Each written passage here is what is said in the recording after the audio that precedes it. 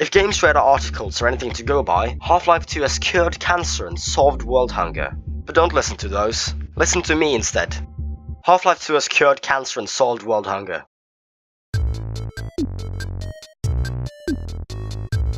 After the events of the first 1.5 lives, an alien union known as the Combine invaded Earth and defeated every single military power on the planet in just 7 hours. But this raises a lot of questions. Does that include terrorists? Did the Combine avenge 9/11? Are we actually the bad guys for trying to take them down? Anyhow, they drained the oceans, enslaved the people, and made Gordon's old boss from Black Mesa Earth's administrator. So now Gordon teams up with a bunch of rebels to take down the Combine as well as Breen because they didn't give Gordon a raise. The game starts with the G-Man from the first game telling you to wake the fuck up because you need to reach a train, but then Gordon is like, just 5 more minutes dude. And then the G-Man just fucking teleports him onto the train because he has no chill. You walk out of the train and... Wait a minute, this isn't Colorado. This is an Eastern European-based totalitarian sci-fi dystopia. I want my money back. Then Dr. Breen shows up on a big screen and is like, you're in City 17 now lol, no refunds. Gordon decides to make the most of it and check out the local tourist attractions, but on his way out of the train station he's almost deported because the police think he's Mexican. Thankfully, his good friend Barney shows up, dressed as a cop, and pretends to take Gordon in for interrogation instead. They then have an argument over which Half-Life expansion was the best. It's obviously Opposing Force, you stupid shit. But suddenly the police are back and Gordon needs to flee, so he jumps out the nearest window, breaking both of his legs. Then the game ends, 96 on Metacritic. Gordon magically heals and walks into a building. Here you find literally the only choice in the game. Protect the environment, or assault an officer of the law with a beverage container. Oh, and there's also another option. And people say this game doesn't let you roleplay. Then I went to get some food, but I forgot that this is the future and people only eat plastic bags. Apparently they put something in the water as well, but I haven't really noticed anything since I've only been drinking vodka since I came here. Gordon walks around in the city for a bit and suddenly finds himself in the middle of a drug bust. Wait, are you sure this isn't Colorado? After making a daring escape over the rooftops, you meet Alex, another member of the Resistance and this guy's daughter. She leads you to Dr. Kleiner's lab, which acts as their hideout. They talk about some important stuff, but I didn't really pay attention because I was too busy seeing how much shit I could put into this thing. Alex gets teleported and everything goes fine, you get teleported and everything goes... wait, fuck. So now you need to walk all the way to Black Mesa East. But first you meet up with Barney again. Hey Mang, here's a crowbar or something. Also, Blue Shift is the best Half-Life expansion. Fuck you. Then you kill a cop and get his gun. The pistol in this game is very useful because it allows you to... and I found an SMG. Never using that thing again. Then you get an airboat and it's kinda fun. Then you get a gun for the airboat and it's extremely fun. Eventually you reach Black Mesa East, a resistance science facility. Here you meet a black man, a transformer, and a very inconspicuous woman. You also get the gravity gun, which is one of the main gimmicks of the game and also a very useful tool for launching crates at NPCs. Then everything goes to shit because Gordon attracts aliens the same way unnecessarily expensive gaming equipment attracts me. And now you're in Ravenholm, which is like a zombie ghetto. I don't like this chapter because it's clearly a shameless ripoff of Zombie Rampage. In Ravenholm you meet this guy called Father Grigori, who's just an ordinary Eastern European pastor with a gun. His only purpose in life is to give you a shotgun. The shotgun is very handy for this chapter's large variety of enemies. You've got zombies... Are you absolutely sure this isn't Colorado? You shoot 1 billion zombies in the head and then cross the graveyard with Father Grigori. For this section of the game, Valve put every single game designer they had in a 1 cubic meter box in order to make the only escort mission ever to not suck complete ass. This accounted for over 80% of the game's development time. But in the biggest plot twist of the century, it's revealed that Father Grigori is actually made out of asbestos. Now you're in the mines, also known as... oh god, why are there so many headcrabs? Once you're through, it's suddenly bright outside again. This is actually a very clever nod to the real-life phenomenon of day and night time. You walk a bit, you shoot a bit, and pick up the most advanced can opener I've ever seen. Then you meet some rebels. They call Alex on Skype and she tells you her father has been put in a high-security prison by the Combine, and that she needs Gordon to get him out. But I don't understand why she's trusting me to do this. She pretty much just met me, and I'm only one guy. She's seriously expecting me to go up against an entire alien army single-handed. Is that a car? This chapter is a bit of an open world segment where you can raid Combine outposts along the way to the prison. But that would mean driving less, so that's out of the question.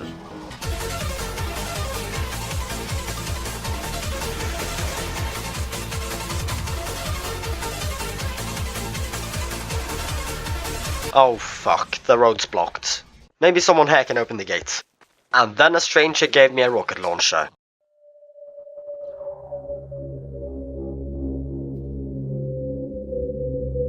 Alright, I'm not complaining. Using this newfound weapon, I shot down an overgrown mosquito with a gun glued to it. Some people call them gunships, but I think that makes defeating them sound way more lame. Anyway, the gate is open now. I drove a bit longer and came across more giant alien bugs. These ones didn't have guns glued to them, they were just annoying instead. On the plus side, Valve really nailed the bug mechanics in this game. In this segment you need to get your car up on a platform, but there's no easy way to do it because this universe with literal fucking teleportation does not have ramps.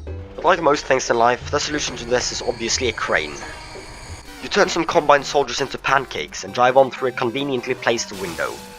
Now you get to drive again for approximately 6 seconds before another gunship shows up and starts blasting your ass. It's clear Valve's target audience for this game is the masochists. Then you find a crossbow that shoots red hot rebar. Here's a fun drinking game. Take a shot for every paragraph of the Geneva Conventions this breaks. And now the road is blocked again. The barrier draws power from this car, so you have to push it off a cliff in order to pass. But how the hell does the empire that literally conquered Earth not know what a fucking handbrake is? Dude, that's like Evil Civilization 101.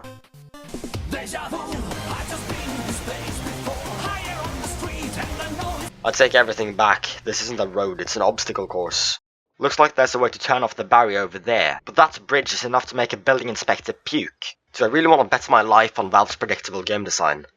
What if— yeah, it's here. Wait, what's that sound? Oh god, run. And I took it out in 30 seconds. The Combine really need to fire some engineers. Finally I can drive freely again. Oh god, I have to reuse that joke again. No.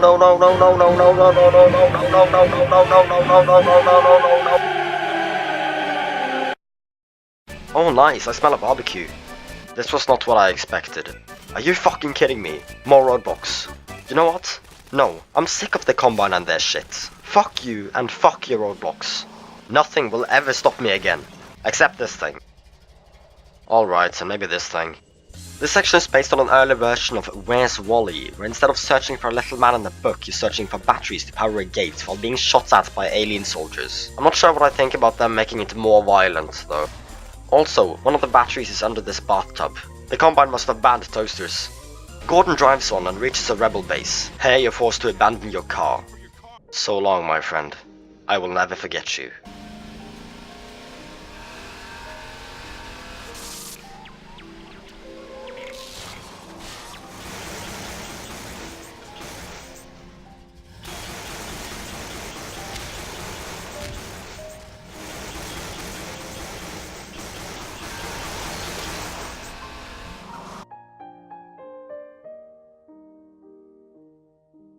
Time to kill some aliens. I killed some aliens. Now I get to take the super secret pathway to this place. Here you witness a guy capable of curing cancer and ending all war gets mauled to death by giant bugs. His friend warns you not to step on the sand because the bugs are going through an emo phase and want to be left alone. But who are you to give me orders? You can't even squat correctly. I'm gonna step on the sand just to piss you off. I changed my mind. After spending 4 hours carefully crossing the sand, you're finally done with this segment. Thank God. Just gotta get up here. Fuck. Now we gotta fight this ugly bastard that I think might actually be made of titanium. Seriously, I shot over 300 bullets at it and it still didn't die. Once you're done, this guy with an infinitely better posture than me does this and gives you a dog toy. The dog toy lets you summon bugs and make them attack enemies, which pretty much confirms this game is a Bioshock clone.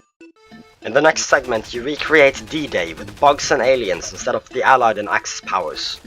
Once you've reclaimed Normandy and shot down these two shits, you're rewarded with getting to go to prison. Welcome to Nova Prospekt. The security in this place is insane. There's like 100 heavily armed guards and turrets, and they're all guarding this one dead Vortigaunt. You also need to deal with no less than 2 of these bastards. But this time it's way easier because you can throw sinks at them. Now you get to meet Alex again, then you split up 40 seconds later. The game turns into Half-Life Tower Defense like 3 times, and the last time it has some story sprinkled in. Oh no, the very suspicious character turns out to work for the bad guys. She teleports away with Eli, and now you gotta fend off Combine soldiers while the teleporter recharges. This bit is actually really easy if you use a little trick called cheating. Then you leave. Congratulations, you just got in and out of prison in 50 minutes. You end up in Dr. Kleiner's lab, and it tells you that the teleporter was a defect, and that you've actually been gone for a week. Gordon refuses to believe it's Monday again, and promptly leaves. Outside, citizens are rebelling against the Combine due to unreasonably high gasoline prices. Gordon helps them destroy Combine generators so they can't charge their Teslas, because he doesn't believe in global warming. This section actually has me convinced that Satan is real and works as a level designer at Valve. You also meet Barney again, but Gordon doesn't look him in the eyes because it's still mad at him. Like seriously, how the fuck can someone think blue shift is better than opposing force? Do you have brain damage?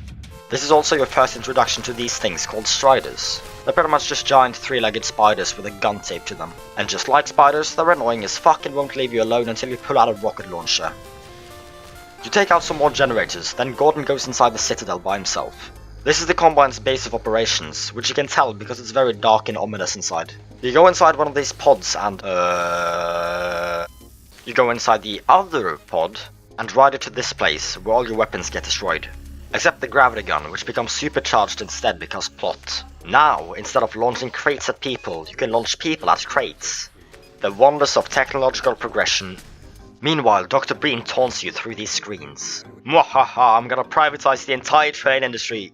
You take another unnecessarily long pod ride up to Dr. Breen's office to tell him that publicly owned railroads are the most consumer-friendly solution. But instead it turns out he's captured both you and Alex. Walked right into that one, didn't I? But then the biggest plot twist of the century, Mossman betrays Breen. Then Breen betrays her back and uses the gravity gun on them before escaping. So now you gotta go after him before he teleports away.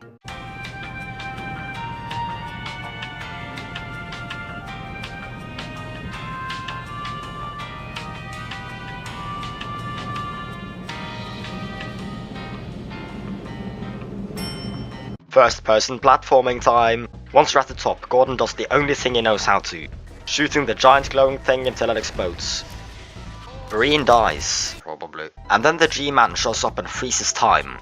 He talks a bit about how the privatization of British railroads has led to stupidly high ticket prices and that keeping public transportation government owned increases use. Then he wipes a booger on Alex, but when he realizes you noticed it, he gets so embarrassed he wills a door into existence and leaves.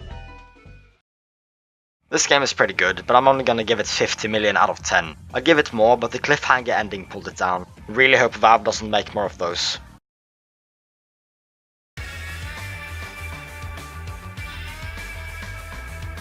This took way too fucking long to make. I'll probably leave an explanation in the description.